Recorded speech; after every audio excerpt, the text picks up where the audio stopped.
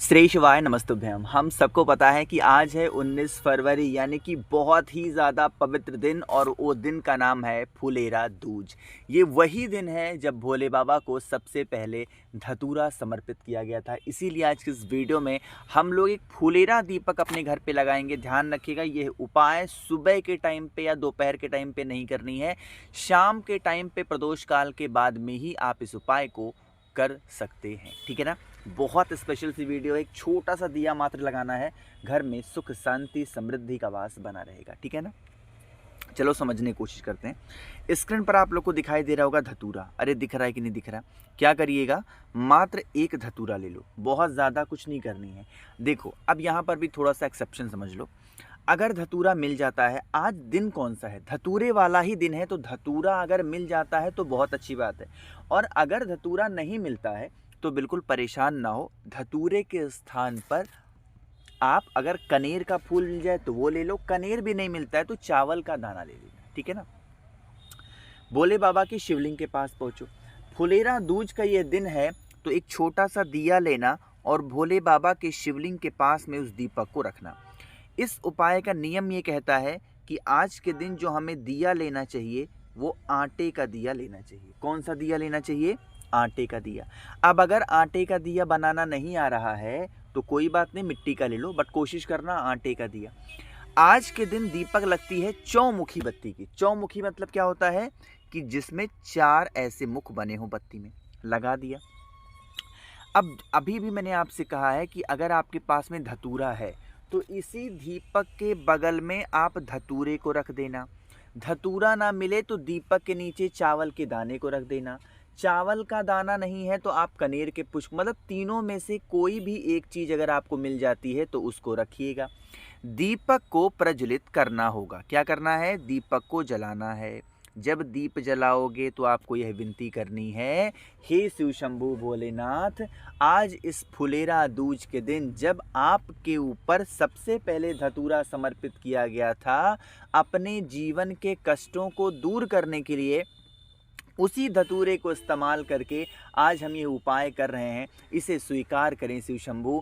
हमारे घर में सुख शांति समृद्धि का वास बना रहे, हमारे जीवन में खुशियां बरकरार रहें, हमारे जीवन में कभी किसी भी प्रकार का संकट परेशानी समस्या तकलीफ़ें ना आए, हमारे घर में सब कुछ सही रहे। यह कामना करते हुए दीपक को जला देना। फुलेरा दूज के दिन किया जाने वाला यह उपाय आपके जीवन में बहुत सारी खुशियां लेकर के आएगा और जीवन की जो तकलीफ़ें वो ख़त्म करेगा। अब समझ लो सबसे पहली बात कि भैया दीपक तो हमने प्रज्वलित कर दिया, लेकिन दीपक के बगल में जो आपने कहा था धतूरा रखना है, चावल के दाने को रखना है या कनेर के पुष्प को रखना है, अब हम उसे क्या करेंगे? तो उसके लिए चिंतित होने की आवश्यकता बिल्कुल भी नहीं है। आप सभी लोगों को उस धतूरे को उठाना होगा। धतूरे को अपने पूरे घर में जितने भी रूम्स होंगे, कमरे होंगे, उन सभी कमरों में लेकर के घूमना और घूमने के बाद में कहाँ पर लेकर के जाओगे बताओ?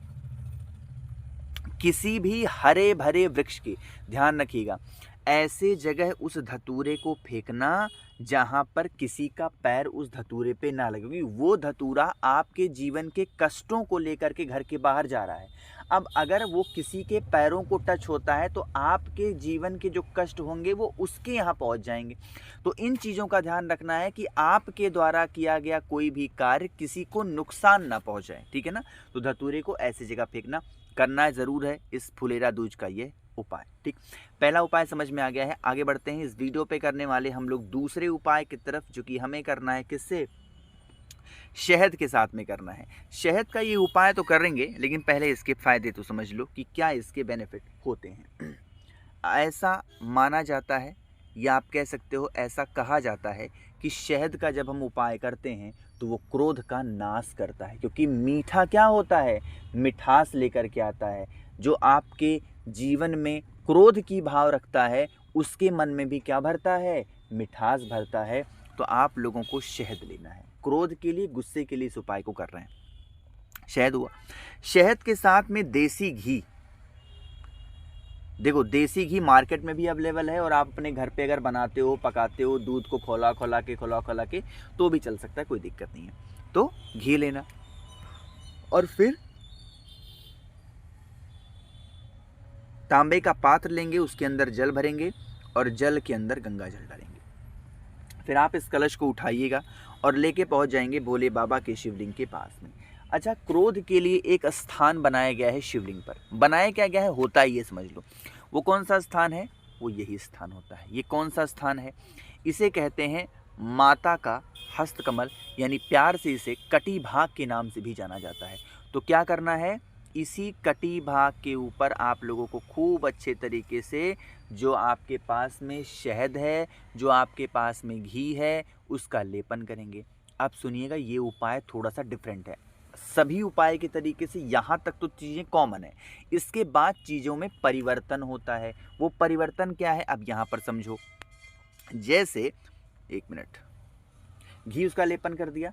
इतना लेपन करने के बाद में हमें जो जल चढ़ाना है वो महादेव के शिवलिंग के ऊपर नहीं चढ़ाना, माता अशोक सुंदरी के स्थान पे नहीं चढ़ाना, बल्कि कहाँ पे चढ़ाना है, सिर्फ यहाँ पर माँ पार्वती के स्थान पर गोल गोल गोल गोल करते हुए आपको समर्पित करना है। यह उपाय मात्र कर लेने से जिसके भी जीवन में कोई भी प्रकार की तकलीफ़ें होती हैं, परेशानियां होती हैं, संकट होते हैं, वो संकट, परेशानी, समस्या ख़त्म ज़रूर होती है। और जीवन में जो क्रोध की भाव होता है, वो क्रोध की भावना भी ख़त्म ज़रूर हो जाती है। तो करना ज़रूर है, किसी को बोलना नहीं है। क्रोध के लिए, गुस्से के लिए हर व्यक्ति को, इंसान को इस उपाय को करना होगा। आगे बढ़ते हैं इस वीडियो के हम लोग तीसरे उपाय की तरफ, जो कि हमें करना है भाई काली मिर्च के साथ में। कैसे करने हैं, कहाँ पे करने हैं, ज़रूर करेंगे इसकी बात है, लेकिन जल्दी से करिए वीडियो को लाइक। और जिसने अभी तक चैनल को सब्सक्राइब नहीं किया, मेरी आवाज़ आप पहली बार सुन रहे हैं, चैनल को ज़रूर सब्सक्राइब करेंगे, ठीक है ना। चलो, अब रोग बीमारी का ये उपाय हम लोग काली मिर्च के साथ में करेंगे। साथ ही साथ इसके साथ आप लोग को कुछ और चीज़ें भी समझनी होंगी। यह उपाय कोशिश करना मंदिर में करने की। अगर मान लो बहुत रात हो गई है, इस वीडियो को देख रहे हो और मंदिर में आज नहीं कर पा रहे हो, तो कल भी कर सकते हो या परसों भी कर सकते हो, इसमें कोई दिक्कत नहीं है, ठीक है ना। देखो, काली मिर्च कितनी लेनी है, 11 काली मिर्च आपको लेनी है। अच्छा, ये आपने सोचा कभी कि हम 7 क्यों लेते हैं, 9 क्यों लेते हैं, 11 क्यों लेते हैं? हमेशा ऑड नंबर के फॉर्मेट में ही डेटा लेते हैं। कभी हम लोग 2 नहीं लेते, कभी 4 नहीं लेते, ऐसा सुना है क्या कभी? चलो, इसके बारे में कभी डिटेल बताऊंगा, वरना वीडियो बहुत बड़ी हो जाएगी। तो 11 काली मिर्च लेना, इसे लेकर के भोले बाबा के ऐसे शिवलिंग के पास जाना जिसके पास भोले बाबा की जो प्रिय वाहक नंदी बाबा विराजमान हो, ठीक है ना। वहाँ पर पहुँचोगे तो एक पैर नंदी बाबा का उठा हुआ होता है। अरे दिख रहा है ना, बोलो जल्दी से। नंदी बाबा का एक पैर उठा हुआ होता है। तो नंदी बाबा के उठे पैर के ऊपर आप लोगों को वही 11 काली मिर्च को चढ़ा देना है। किसका ध्यान करोगे? नंदेश्वर महादेव। रिपीट कर रहा हूँ, नंदेश्वर महादेव के नाम से समर्पित करेंगे। और फिर भोले बाबा के शिवलिंग के पास आकर के 2 स्थान पर जल चढ़ाएंगे। पहले माता अशोक सुंदरी, फिर भोले बाबा के शिवलिंग के ऊपर चढ़ा देने से हमारे घर में कभी भी किसी भी प्रकार का रोग नहीं आता, परेशानी नहीं होती, ठीक है ना। करिएगा। आगे बढ़ते हैं। और उससे पहले बताना चाहता हूं कि इस टाइम पे फ्लिपकार्ट पे दोबारा से ऑफर स्टार्ट है, वो भी लड्डू गोपाल के होली के कपड़ों को लेकर के। तो अगर आप लोग ये चाहते हैं कि आपके घर में लड्डू गोपाल हैं, चाहे किसी भी साइज़ के हों, 0, 1, 2, 3, 4, 5, 6, तो फ्लिपकार्ट पे ऑफर चल रहा है। आप अलग अलग वैरायटी के खूब अच्छे अच्छे होली के कपड़े लड्डू गोपाल के लिए आप वहाँ पर ले सकते हैं और खूब अच्छे तरीके से उनकी सेवा कर सकते हैं। उनकी सेवा मात्र कर देने से हमारे जीवन में खुशियाँ आती हैं, ठीक है ना। सबसे आखिरी उपाय के बारे में बात करते हैं, जो कि ये हमारी इच्छा की पूर्ति के लिए होगा। बहुत स्पेशल से वीडियो है, कुछ भी नहीं करना, मतलब सही बता रहा हूँ, इच्छा पूर्ति के उपाय फुलेरा दूज का कुछ नहीं करना। किसी भी वृक्ष की 5 पत्ती ले लो, सिर्फ तुलसी माता का वो पत्ता नहीं होना चाहिए, बाकी किसी भी वृक्ष की 5 पत्ती ले लो। तांबे का पात्र ले लो, जल भर लो, जल के अंदर गंगा जल डाल दो और पहुंच जाओ भोले बाबा के शिवलिंग के पास में। जो भी वृक्ष की 5 पत्तियां आपने ली है, उन 5 पत्तियों को एक एक करके भोले बाबा के शिवलिंग के ऊपर समर्पित कर देना। अपनी मनोकामना कह देना और 1 लोटा जल चढ़ा देना। यह उपाय मात्र कर देने से आपकी जो विशेष होती हैं, इच्छा होती हैं, वो इच्छा पूरी होती है। फुलेरा दूज का इतना महत्व है कि मैं आपको बता नहीं सकता। इसके पीछे की बहुत बड़ी कहानी है। अगर गुरुजी की कथा आपने ध्यान से सुनी होगी, बिहार की, जो कि 2 साल पहले हुई थी, वो कथा में फुलेरा दूज का बहुत ही अच्छा वर्णन किया था पूज्य गुरुजी ने। तो वो कथा एक बार सुन के सर्च करिएगा, सुनिएगा। वरना मैं कभी आपको डिटेल में ज़रूर बताऊंगा कि आखिर फुलेरा दूज का इतना ज़्यादा महत्व क्यों है। ठीक है ना। कोशिश की अच्छा समझाने की, कोई बातें समझ में ना आई हो नीचे कमेंट सेक्शन में पूछें। मेरे जितने भाई बहन आवाज़ आज पहली बार सुन रहे हैं, चैनल को ज़रूर सब्सक्राइब करिएगा और वीडियो को तो लाइक भाई सभी को करने हैं। श्री शिवाय नमस्तुभ्यम।